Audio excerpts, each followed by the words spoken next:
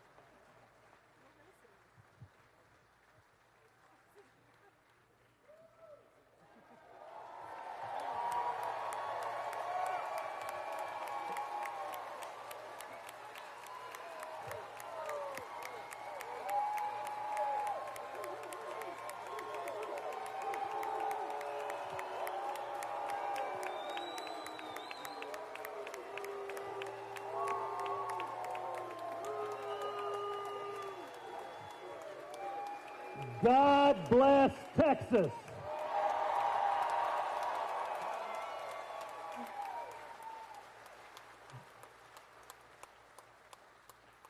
Well, they say you can't go back to high school. But maybe they're wrong. Let me say, by the way, I hope that every one of you have the joy of one day receiving an understated, subdued introduction by your father.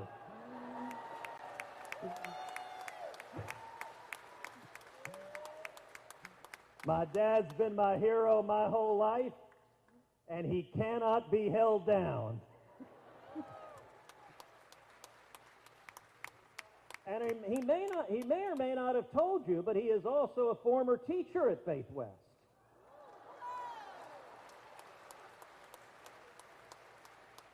So he taught physics, he taught chemistry here. So I can't tell you how totally different this is from when I was a freshman.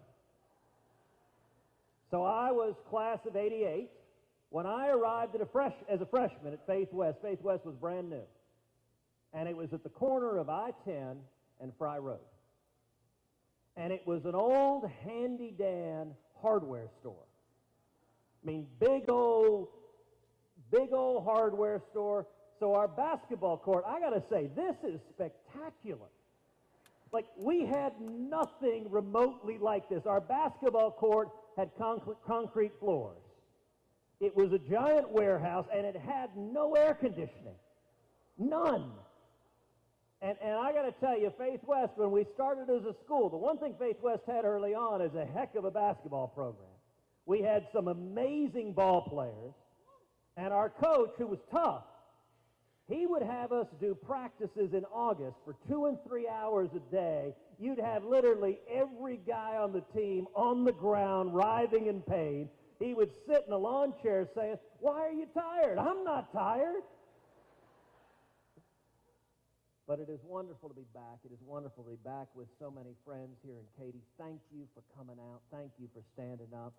And I will say, you have given me something that never in my life has happened, and never in my life did I think would happen, which is to stand on a basketball court in my high school with a room full of people cheering for me.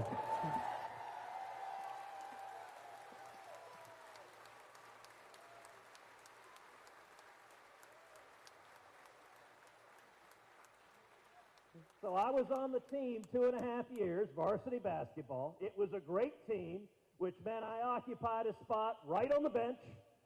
And I didn't move unless we were 30 points up, and then I got about a minute and a half playing time at the end of the fourth quarter. So it is great to be on a real court.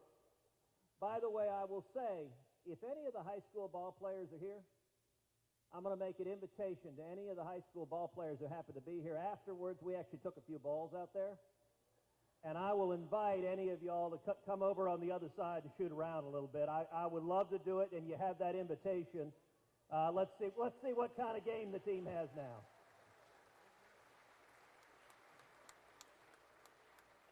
As some of y'all are aware, it's been an interesting few months concerning basketball. And in particular, just a few months ago, I found myself playing one-on-one basketball with Jimmy Kimmel.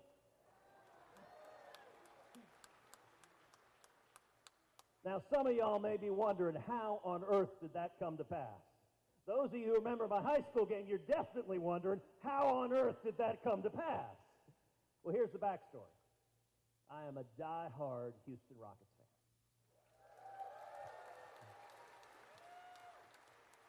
And our Rockets, as you know, came within inches of winning the Western Conference Championship, fell just short in the Western Conference Finals.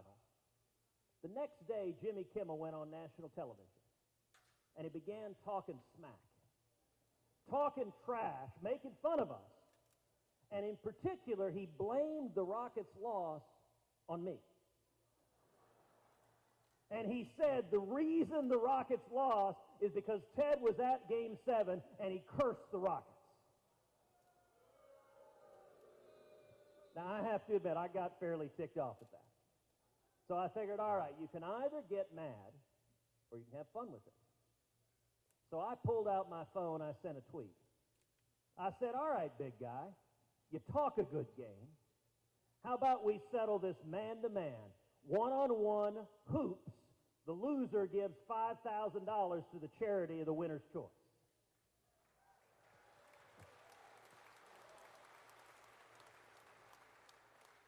Well, next thing you know, he said yes. And so Jimmy got on a plane. He flew to Houston. We played in Houston, TSU, Texas Southern University. Over 6,000 people came out to watch the game. As I said that day, never before have so many gathered to watch so little talent in basketball. That entire week before the game, Jimmy went on TV every single night talking trash. He guaranteed victory. He said there was no universe in which it was physically impossible he would lose. Well, it came to game day, and it was ugly. There must have been 1,000 fouls in the course of that game. ESPN broadcast that night. If Dr. Naismith had seen what happened here today, he'd have invented a different sport. But at the end of the day, the final score was Cruz 11, Kimmel 9.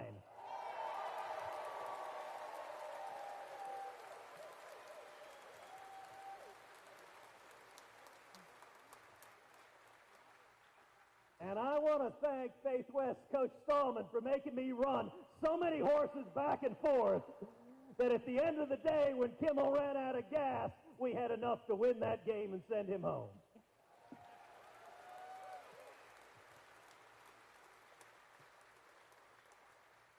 And not only that, we raised over $80,000 for two wonderful Texas charities.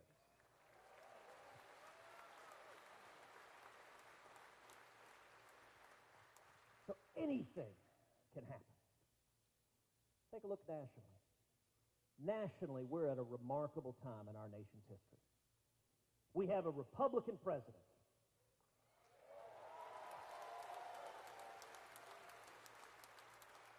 And we have Republican majorities in both houses of Congress.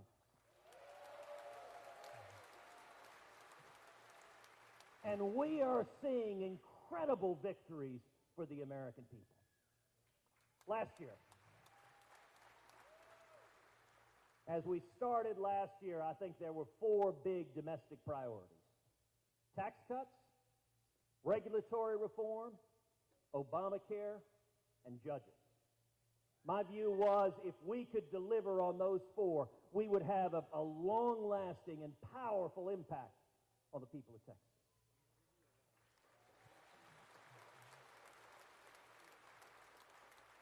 And as we stand here a year and a half into it, I think it is remarkable just how many of those victories we've been able to deliver for the people of Texas.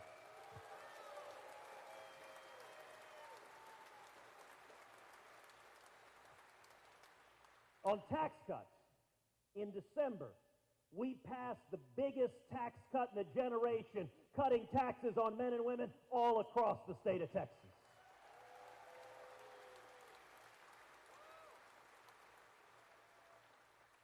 We doubled the child tax credit from $1,000 per child per year to $2,000 per child per year, which is real money in the pockets of hardworking Texans.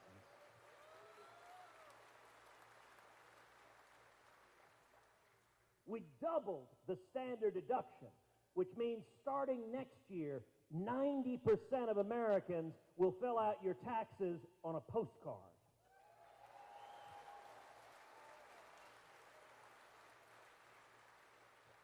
Now, personally, I think that should be 100%, and we should pass a simple flat tax and abolish the IRS.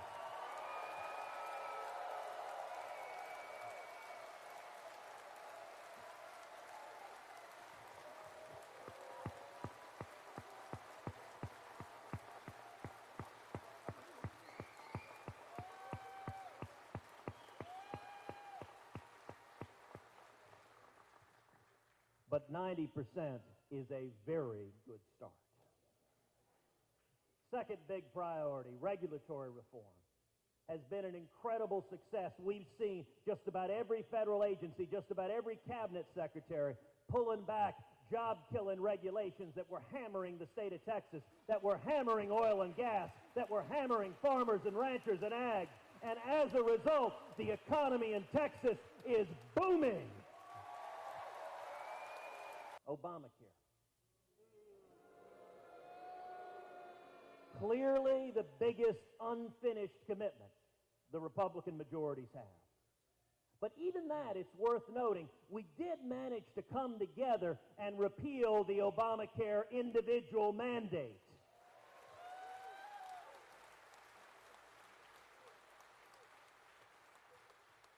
I led the fight to get that done.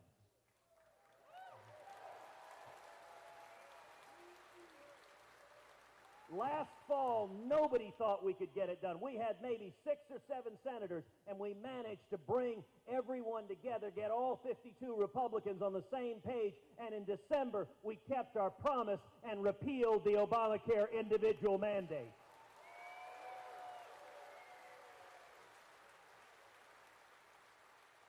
Now we need to finish the job and repeal the rest of that disastrous law.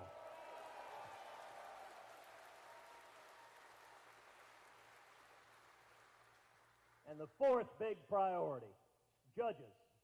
Judges have been an unmitigated success for President Trump and for our Republican Senate.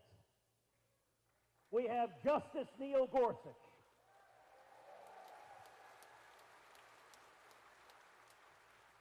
And we're fixing to have Justice Brett Kavanaugh.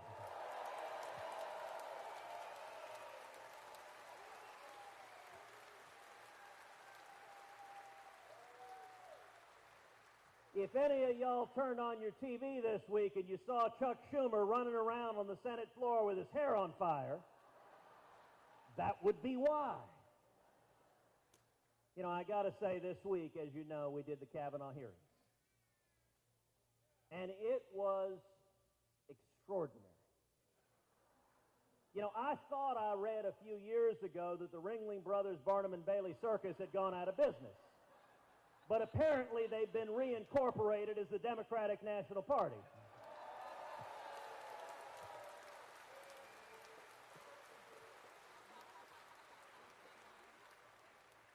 So, for an entire week, we discovered their strategy, that they had coordinated with protesters Democratic senators that coordinated with protesters, so every few minutes someone would stand up screaming, trying to disrupt the hearing. And this was the entire Democratic strategy. It's let's turn it into a circus. The funny thing is they would yell all sorts of random things. My favorite was one protester who stood up and yelled, "Mother Earth!"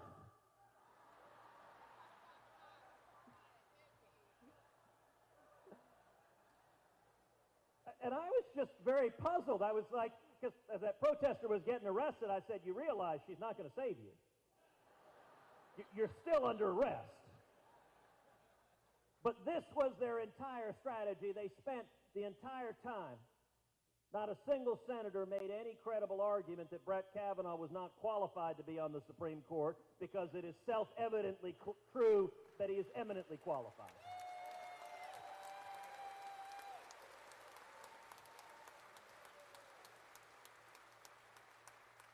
Most of them didn't even spend any time talking about the over 300 written opinions he's issued as an appeals judge, what's actually relevant. Instead, they spent their time telling us how much they hate Donald Trump, which was a complete surprise to the rest of us. Prior to that, I thought everyone had made it Make America Great Again tattooed on their body somewhere.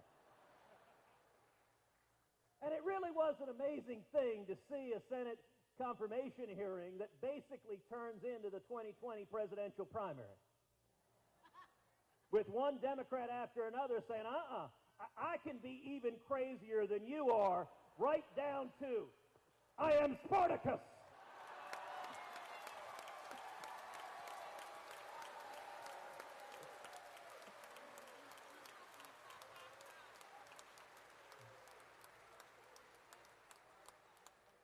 Which I have to admit reminded me of a line from my favorite movie, The Princess Bride, which is, you'll keep on using that word. I do not think it means what you think it means.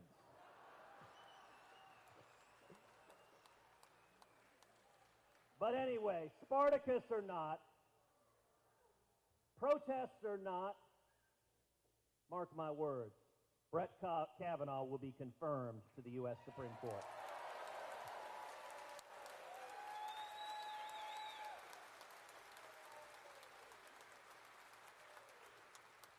And there's a reason for that seems lost on many of the Washington Democrats, which is we had a national election in 2016 that was all about which direction do you want the court to go? Do you want, as Hillary Clinton promised, liberal judicial activists who legislate from the bench and advance a left-wing agenda, or do you want principled constitutionalists who will defend our rights?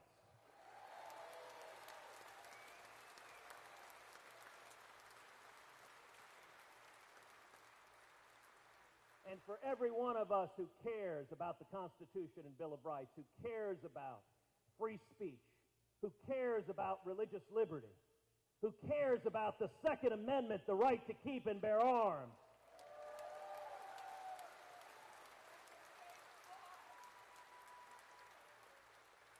who cares about the 10th Amendment, the right for the federal government to leave us the hell alone.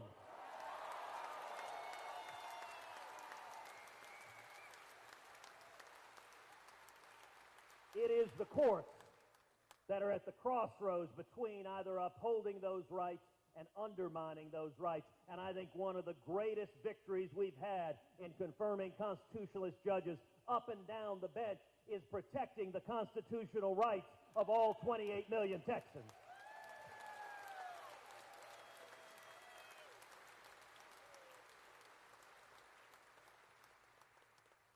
Now, as you all know, it's election season.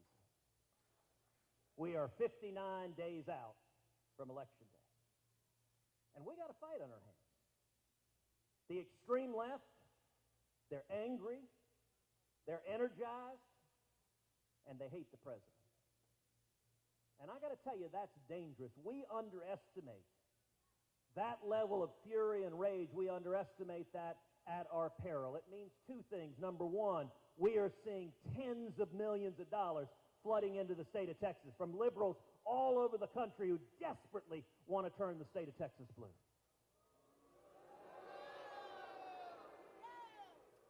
They want us to be just like California. Right down to tofu and silicone and dyed hair. And by the way, I married me a California vegetarian. She's wonderful, but I brought her to the great state of Texas.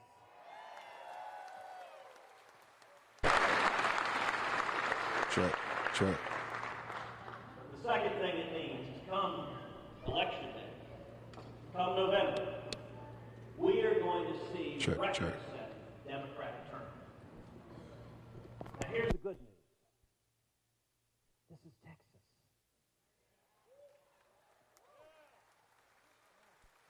And in Texas, there are a whole lot more conservatives than there are liberals.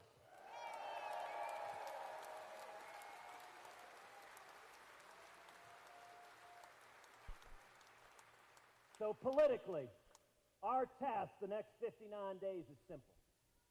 This election comes down to one word: turnout. Turnout, turnout, turnout. Our biggest danger is complacency. Look, I don't think there's a great risk that a bunch of Texas conservatives are suddenly going to wake up and vote Democrat. But the danger is too many of us might stay home. That we might feel the economy's booming, work is going well, we're focused on our job and our family and our church and going to the ball game, and you just don't make it to the polls to vote. That's how we lose states. And I'm here today to tell you that will not happen. Not on our watch.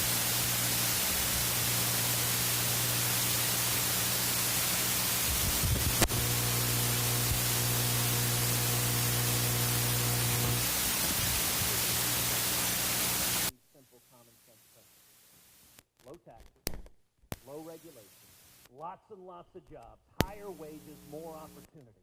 We believe in securing the border and keeping this country safe.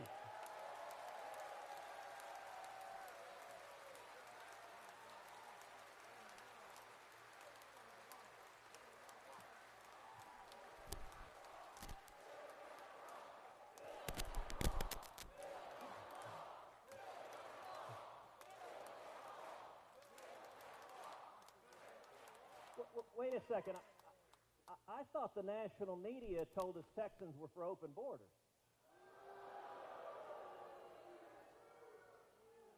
What, you mean we actually want to keep this state and this country safe? You know, it's interesting. Have you noticed all the liberals that say they oppose a wall? Every one of them has a front door on their house.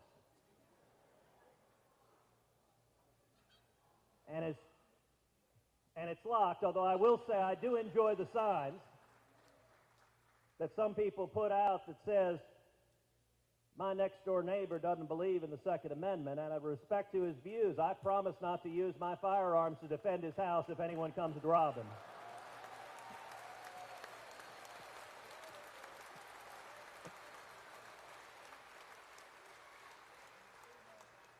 And as Texans, we believe in defending the Constitution and the Bill of Rights. Those are our values. Those are who we are. And if we stand together, if we defend what we believe as Texans, Texas will remain